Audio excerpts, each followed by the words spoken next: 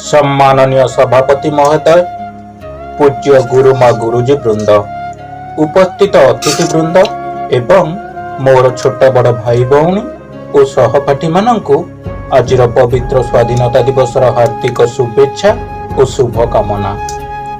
आज हेउछि अगस्ट मासर 15 तारिख, भारतर 78तम स्वाधीनता दिवस।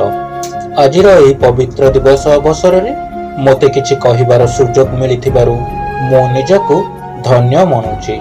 जहा नाही भारते ताहा नाही जगते। आमर एही भारत हेउछि पवित्र, समृद्ध, रत्नगर्भ और संस्कृति संपन्न। आमर एही पवित्र भूमि को सोनार भारत बोली कुहा जाइथाय। अतीतरे बहुबार आमर एही पवित्र भारत भूमि वैदेशिक शासक मानक अधिकृत होइअछि। मोगल माने देश को दखल करी बहुदिन पर्यंत शासन करिछंती।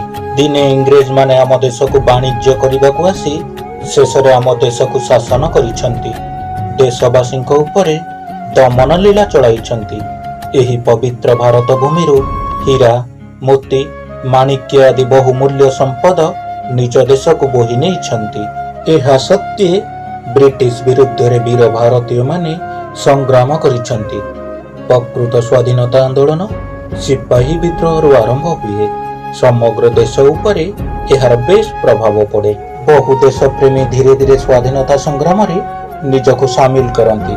भगत सिंह, चंद्रशेखर आजाद, लक्ष्मण नायक, जय राजगुरु आदि फांसी खुंटरे झुली पड़ती। एहा परे स्वाधीनता संग्राम नेतृत्व नियंती महात्मा गांधी एवं सुभाष चंद्र बोस। गांधीजी डाकरे कोटि कोटि देशवासी इंग्रेज विरुद्ध रे संग्राम रे सामिल हुअंती। नेताजी स्लोगान मते रक्त दियो मु तुमको स्वाधीनता देवी।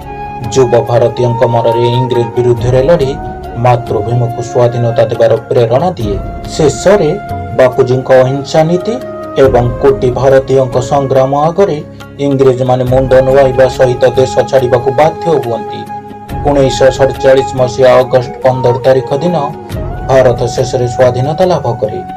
से बेठारु आमे एई दिन को स्वाधीनता दिवस भाव में पालन करुअछु। भारत वर्ष को स्वाधीन करिथिबा संग्रामी मानक त्याग, बलिदान और साहस को मने पकाउअछु।